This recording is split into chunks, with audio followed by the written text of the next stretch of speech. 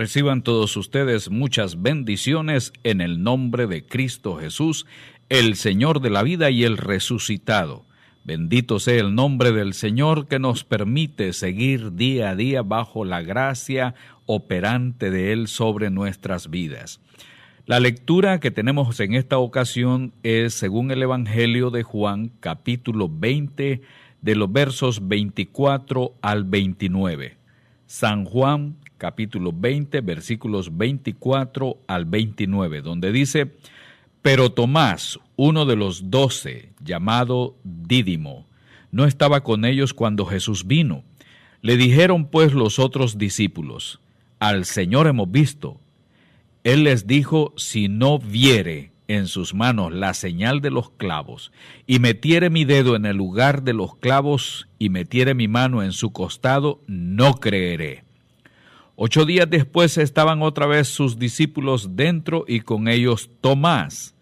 Llegó Jesús estando las puertas cerradas y se puso en medio y les dijo: Paz a vosotros.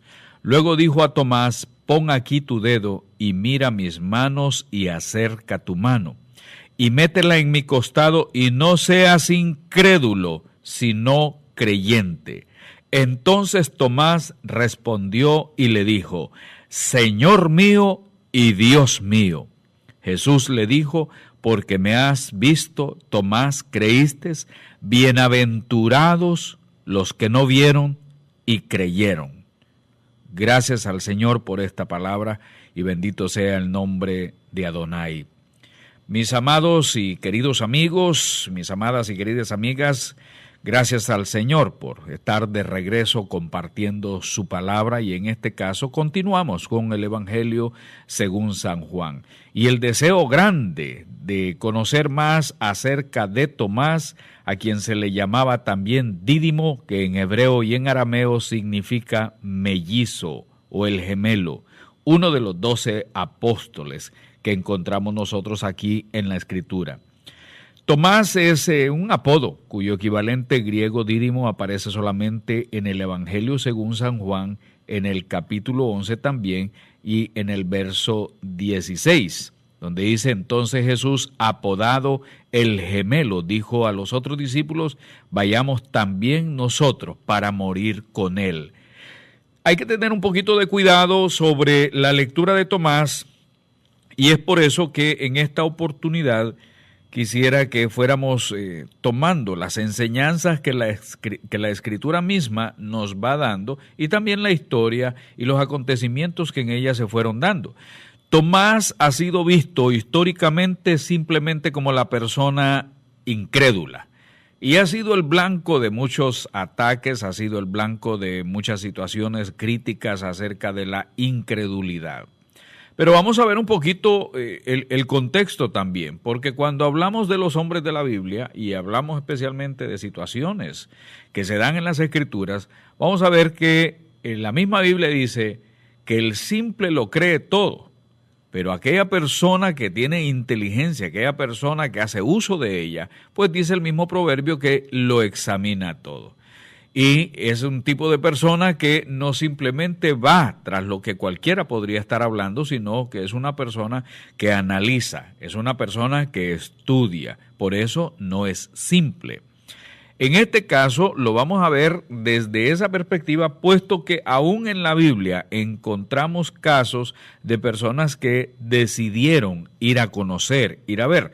Muchos de ustedes sabrán de la gran sabiduría del rey Salomón. Famoso el rey Salomón por su sabiduría, por la sabiduría que Dios le dio. Pero ¿qué fue lo que sucedió en aquel tiempo? En aquel tiempo su sabiduría fue tan grande que llegó hasta Saba, y la reina de Saba viajó muchísimas millas para llegar hasta donde estaba Salomón, porque ella quería oír y quería ver directamente quién era Salomón. Ya le habían hablado muchísimo de su sabiduría, pero ella quería verlo. Así es que antiguamente era también el deseo de: estoy oyendo y yo quiero ir a ver. Es como cuando vienen aquí para nosotros ciertos predicadores famosos, ciertos cantantes famosos, la gente los ha visto en televisión, la gente los ha escuchado, ha oído de ellos, de su fama, de la fama de ellos. Entonces estas personas deciden ir a ver directamente cómo es que se desarrolla la situación, el escenario, las luces, el canto, los músicos y todo eso. La persona quiere ver. Y es posible que le hablen que estos músicos sean tremendos músicos y hay un momento en que ellos entonan los cantos de una manera que pareciera ser celestial. ¿Qué es lo que uno dice? Bueno, yo quiero ir a verlo, quiero ver cómo es la cosa, quiero saber, quiero presenciar. Así es que antiguamente también sucedía esto. La gente quería ver, quería presenciar, y recuérdense ustedes que Tomás había formado parte ya del segundo grupo que estaba viendo acerca de Jesús. El primer grupo lo había visto y ellos le estaban testificando. Lógicamente que cualquiera diría, Tomás es una persona que ha caído en una mera incredulidad, pero vamos a ver por qué es que Juan destaca este acontecimiento, porque este acontecimiento es muy importante. Muy importante para el evangelista Juan destacarlo, haberlo escrito, señalarlo para nosotros, porque aquí se dan dos situaciones que son de gran enseñanza para la vida de nosotros. Pero volviendo atrás, ¿por qué Juan destaca este pasaje? Lógicamente, en aquel tiempo había mucho gnosticismo. La filosofía gnóstica o las doctrinas gnósticas eran un tipo de doctrina que tomaba de todas las filosofías, de todo lo mejor, por así decirlo, no lo mejor, sino las corrientes que éstas tenían y las unía en una sola. Creencias babilónicas, creencias judías, creencias egipcias, creencias de otras naciones, y las combinaban y hacían toda una estructura de creencias que muchas veces podrían parecer sumamente fantasiosas, pero que en sí era totalmente incompatible con el cristianismo. La doctrina gnóstica tenía, que viene de la palabra griega gnosis, y que se escribe G-N-O-S-I-S, gnosis con G. La doctrina gnóstica involucraba creencias, como si lo quisiéramos entender en una manera más popular, como una ensalada de creencias. Había ahí de todo, pero también en esa ensalada se le metieron hojas que eran dañinas, malignas. Así es que las buenas ocultaban, lógicamente, las malignas. Es así, de esa manera podríamos entender popularmente las doctrinas gnósticas. Dentro de estas corrientes había también una que era la llamada docetismo, del griego dokeo, que significa apariencia. Entonces, en ese tiempo había esta doctrina que consideraba que la venida del Señor Jesucristo había sido en forma fantasmal. Es decir, no era en carne. De ahí que Juan todavía en su libro de Primera de Juan, no el Evangelio, sino en una de sus cartas, trata de hacer ver que Jesucristo vino en carne y que aquellos que decían que no había venido en carne, estos representaban el espíritu del anticristo. Así es que ya en ese tiempo habían grupos gnósticos y docetistas también que querían distorsionar la palabra del Evangelio, querían distorsionar la venida del Maestro Jesucristo, y por eso estamos viendo nosotros que se hace énfasis por parte de Juan este acontecimiento. ¿Qué fue lo que sucedió? Le estaban contando los discípulos a todos que habían visto, habían presenciado al resucitado. Estaban dando testimonio que Jesucristo había resucitado. Le estaban diciendo, al Señor hemos visto. No le entraron ellos diciéndole, hermanos apóstoles, oíd esta palabra. El que había predicado que resucitaría al tercer día ha cumplido lo que él había dicho. Él resucitó, le hemos visto. La tumba fue abierta. O sea, no hay ningún tipo de explicación. Lo que encontramos ahí es lo que los discípulos le dijeron. Al Señor hemos visto. Punto. Ahí es donde Tomás les dice, si no viere en sus manos la señal de los clavos, y metiere mi dedo en el lugar de los clavos, y metiere mi mano en su costado, no creeré. Está bien todo lo que ustedes me quieran decir, pero si yo no tengo ese tacto y el contacto visual en él, yo no voy a creer nada. Él dice, yo quiero hacer uso de los sentidos que he recibido, así es que necesito tocar y necesito verlo, porque si solo veo, podría él creer es una visión, una simple visión, producto de su propia mente. Pero cuando él dice, yo quiero emplear mi tacto, es para decir, yo quiero entrar en contacto con la realidad. Esto es lo que nosotros estamos viendo aquí en este pasaje. Él asume una posición escéptica, no quiere creer, no le es fácil creer. Lo que le están diciendo los discípulos, para él, sus compañeros, sus hermanos discípulos, no es sencillo de aceptarlo. Pero ¿qué fue lo que sucedió? Esto lo sabía el maestro, esto lo conocía el Señor, él sabía lo que había sucedido, y entonces le dice, a los 8 días después que él apareció, dice, estando las puertas cerradas, Jesús se puso en medio y les dijo, Shalom, porque esa era la manera de saludar en aquel tiempo y siempre ha sido Shalom, que significa la paz de Dios, Shalom, que significa paz espiritual, Shalom, que significa paz en todas las áreas de tu vida o de la vida de ustedes. Así que Jesús aparece en medio y da el Shalom y entonces se dirige directamente a Tomás y le dice, pon aquí tu dedo y mira mis manos y acerca tu mano y métela en mi costado y no seas incrédulo, sino creyente. Aquí es donde ya Jesús saca a la luz qué fue lo que pasó, qué es lo que está pasando, el llamado que le hace a creer realmente en Él. No seas incrédulo, sino creyente. No encontramos acá, en ese momento, como que si Jesús le estuviera regañando, como con ira. El pasaje bíblico no dice, y el Señor se volvió con ira contra él. El pasaje bíblico no lo dice, sino que es la exhortación que le está dando en ese momento a Tomás a creer. ¿Tú querías una prueba? ¿Tú querías saber que yo estoy vivo, que yo he resucitado? Ok, Tomás, pon aquí tu dedo y mira mis manos y acerca tu mano. O sea, usa los sentidos que tú mismo estabas diciendo, pero no seas incrédulo, sino creyente. ¿Qué fue lo que pasó aquí en este caso que nosotros estamos viendo? Nos dice el texto bíblico que Tomás lo tocó. Tomás, el pasaje bíblico no nos dice que lo tocó.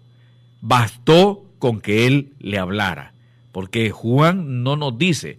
Es decir, hasta donde está el pasaje bíblico, Juan no enfoca si Tomás lo tocó o no lo tocó, sino que lo que sí hace resaltar fue la respuesta de Tomás cuando le dijo, Señor mío y Dios mío. Al ver a Jesús de esta manera, y le llama inmediatamente Señor mío y Dios mío, al oír su voz. ¿Qué vemos aquí? Aquí vemos el aspecto positivo de la declaración de Tomás. Si bien es cierto, el Señor lo está exhortando en ese a ser un creyente, la respuesta que nos da aquí Tomás es de decirle, tú eres mi Kyrios. Kyrios en griego significa Señor, lo que es un equivalente a Adonai en hebreo.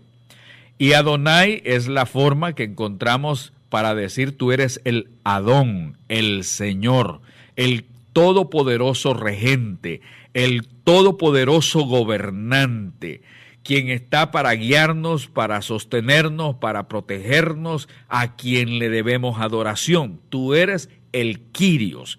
Y recuérdese que ese término Kyrios era dado a los césares y por eso había mucha matanza de los cristianos, porque los cristianos decían, César no es el Kyrios, sino que el Kyrios es Jesucristo. Y aquí Tomás le está reconociendo que el que se apareció frente a él es el Kyrios. Y ahora, al darse cuenta que él ha vencido la muerte, que él ha resucitado, Tomás lo llama Theos, que en griego significa, al español significa Dios. Él le dice Kyrios y le dice Theos.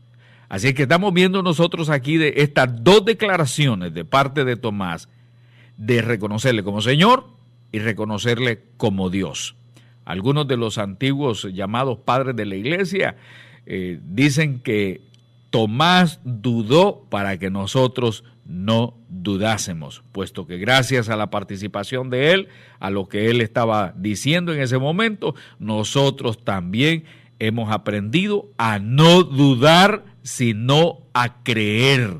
El llamado que se nos hace a nosotros es a ser creyentes, a creer de todo corazón que Jesucristo es el Señor y que Él venció la sepultura, Él venció la muerte misma.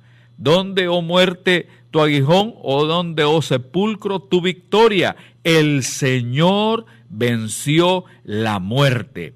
Él es Dios. Y esto va quizás en contra de lo que creen algunas organizaciones religiosas como los Testigos de Jehová, que lo quieren ver a Él simplemente como hijo. Aquí en este caso, Tomás lo está declarando Dios mío. Y para nosotros también Jesucristo es nuestro Señor y Dios. Y la exhortación de Jesús continúa diciéndole, porque me has visto, Tomás, creísteis. Entonces, ¿qué creíste? ¿Qué dice más adelante? Bienaventurado, dice el Señor, los que no vieron y creyeron. Macarias es bienaventurados, felices, dichosos, los que no vieron y creyeron. En este caso, por ejemplo, usted que ha creído en Jesucristo, que ha puesto su fe en Jesucristo, que ha seguido las enseñanzas de Jesucristo, que se apega a la palabra de Jesucristo, que trata de seguir el ejemplo de Jesucristo, pero que por sobre todo cree en Él como su Señor y Dios, usted es dichoso o dichosa, feliz.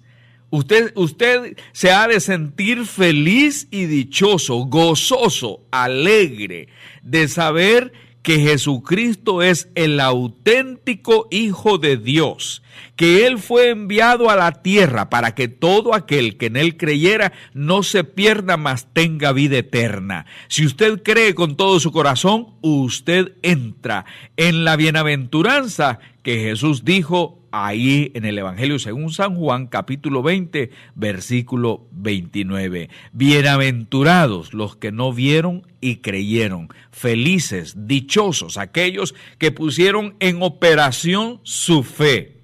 El ejemplo de Tomás no es para caerle a Tomás encima y señalarlo, como muchas veces en algunas predicaciones algunos se apasionan y encañonan contra Tomás. No, de esto lo que yo saco es la enseñanza para nosotros, que Jesucristo es el Kyrios y es el todopoderoso regente, es el Elohim, como le decían en hebreo a Dios. Esa palabra Dios no era dicha por los judíos, siempre decían Elohim, que significa el Dios todopoderoso.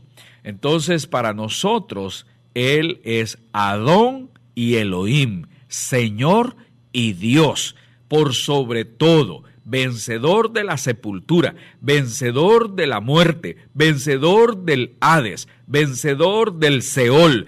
Él está por encima de todos y por sobre todos. Y por eso la iglesia lo proclama como Señor y Rey. Ahora bien, para todos aquellos que están esperando un milagro, para todos aquellos que esperan que algo suceda de cambios estructurales, cambios profundos en sus vidas, si usted cree en Jesucristo de todo corazón, la vida suya va a ser transformada, la vida suya va a ser cambiada, el hogar suyo va a transformar. Si todos entramos en la dimensión de ser creyentes, de hacer que opere la pistis, como se dice en griego, que en español se pronuncia fe, certeza de lo que se espera, convicción de lo que no se ve. Si yo pongo en acción esa pistis, esa fe en Jesucristo, Él es mi Señor, Él es mi Rey, Él es mi Salvador, Él es la puerta, Él es mi amigo,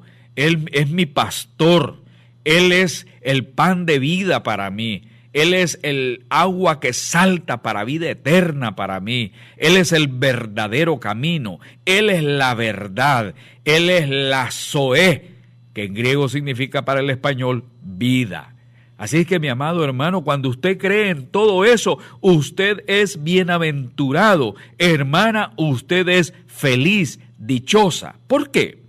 Porque en este tiempo no solamente opera el gnosticismo, opera la nueva era, operan tantas corrientes filosóficas también, opera el materialismo. La gente tiene su fe en el dinero y el dinero perece. La gente tiene su fe en la santería y la santería perece. La gente tiene más fe en la maldad y en el mismo diablo que en muchas otras cosas que conciernen a la fe auténtica. La gente vive perdida, la gente tiene más fe en sí misma que en Dios, pero la vida misma les demuestra cuán equivocados están. Hoy día la gente tiene más en lo que es el dólar, en lo que es el dinero, en lo que tienen en el banco, tienen más fe en sus propiedades, tienen más fe en todas las cosas que representan adquisiciones materiales. Pero mi amigo y hermano, todo eso se queda.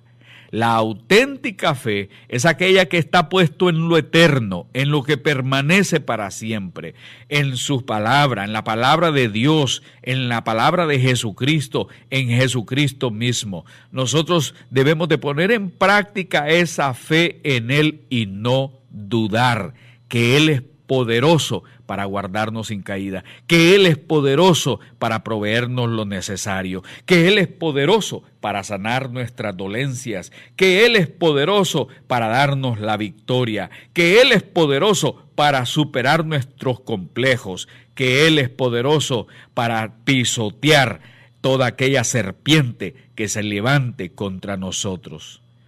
El que es creyente en Jesucristo es bienaventurado. Y el ejemplo de Tomás no es para condenar a Tomás o para condenar a todos los demás, sino para darles la buena noticia. Si tú eres creyente, si tú pones en acción la fe, tú eres bienaventurado.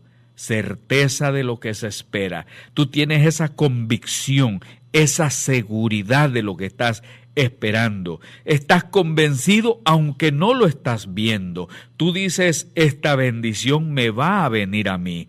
Esta bendición llegará a mi vida. Esta bendición va a ser para mí porque la he estado esperando tanto, con tantas ansias y con todo mi corazón. Habremos de encontrar en la Escritura muchos ejemplos de lo que sucedía con aquellas personas que tenían fe en Jesucristo.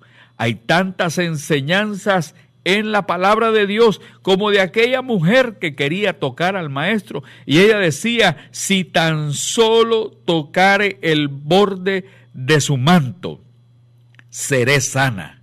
Una mujer que puso en acción su fe, una mujer que tenía la convicción de tocar al maestro, aún así con la oposición de la gente. El apistos es aquel que es incrédulo. El apistos, que significa sin fe, que es pistis.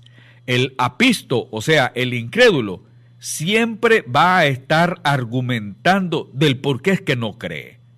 De yo no creo por esto, yo no creo por lo otro, porque está apegado a otras cosas que le sujetan, que son terrenales y que tarde que temprano habrán de quedarse. Por eso para cada uno de nosotros se nos exhorta a que también nosotros hagamos de ese Kyrios nuestro Kyrios, de ese Señor nuestro Señor, de ese Adón el Adón nuestro. Porque lo que aquí me enseña Tomás Tomás no simplemente dijo Señor y Dios, sino él se apropió de ese Señor y se apropió de ese Dios y dijo Señor mío y Dios mío. En otras palabras, él decía, Señor de mí y el Dios de mí. Nótese bien esa palabra posesiva, ese doble uso del pronombre personal posesivo, mí y mío. Este mismo Jesucristo debe ser el Salvador tuyo. Este mismo Jesucristo debe ser el Señor de tu vida, para que tu vida se vea transformada, para que tu vida se vea completamente cambiada. Nosotros sabemos que hay muchas corrientes doctrinales, sabemos que hay muchas situaciones de moda que tratan de arrastrar a la persona hacia la incredulidad. Gracias a Dios por la ciencia. Bendito sea el nombre del Señor por los doctores, por los médicos. Gracias a Dios por los descubrimientos nuevos. Gracias a Dios por la tecnología. Pero hay un momento en que la tecnología y los médicos y todo tiene su límite en esta tierra. Pero Dios está por sobre todo ese límite. Para Dios no hay nada imposible. Dios está por sobre todas las cosas. Dios está sobre los banqueros. Dios está sobre los abogados. Dios está sobre la ciencia humana. Dios está sobre todo. Por lo que para el hombre es imposible, para Jesucristo todo es posible. Por eso el llamado para nosotros es a ser creyentes y no incrédulos. Yo espero que esta palabra haya traído bendición para tu vida, como lo ha traído también para la mía. No hay nada imposible para el Señor Jesucristo. No hay nada imposible para Dios. Abre tu corazón a Él, cree en Él con toda tu mente, con todo tu corazón, con todo tu ser, y tú verás la transformación en tu vida. No hay nada imposible para Él. Si tienes alguna petición de oración, llama a los teléfonos de la iglesia. Ahí están los hermanos que están dispuestos a orar por ti, y tú también te invito a que ores con ellos. Mi amado amigo, mi amada amiga, ¿qué hay imposible para el Señor? ¿Qué hay imposible para el Señor? Para Él todo le es posible. Así es que si tienes alguna petición, llama y haz a un lado tu incredulidad. Hazla en este momento. Toda esa batalla, toda esa lucha, todos esos argumentos, ponlos a un lado y di: yo voy a poner de mi parte, voy a creer. Señor y Dios, yo necesito que tú también me bendigas con tu voluntad sobre mi vida, guiándome, abriéndome puertas, iluminándome y dándome sabiduría. Tú sabes qué es lo mejor para mi vida, Señor. Así que yo abro mi corazón a ti para que seas tú, Señor, quien me guíe. Si este pasaje bíblico, esta enseñanza bíblica, este programa ha sido de bendición para tu vida, nosotros te podemos mandar este CD, y si tú lo necesitas, si tú lo quieres, para estarte recordando que tienes que ser creyente, que no tienes que dudar, pídelo a los hermanos que te lo enviarán gratuitamente. Lo único que te pido es que des con claridad tu dirección. Y si has pedido y no te lo han podido enviar todavía, y están atrasados algunos de los CD que has pedido, insiste nuevamente. Son tantas las personas que llaman que a veces se nos hace bastante difícil atenderlos a todos al mismo tiempo. Pero insiste, persiste, que ahí estará la bendición también para tu vida. El shalom de Dios, la bendición de Dios nuestro Padre, la bendición de Jesucristo su Hijo y la consolación del Espíritu Santo sean contigo en este momento, y que Él conceda las peticiones de tu corazón. El shalom de Dios para ti. Te saluda tu amigo y hermano Manuel Calderón.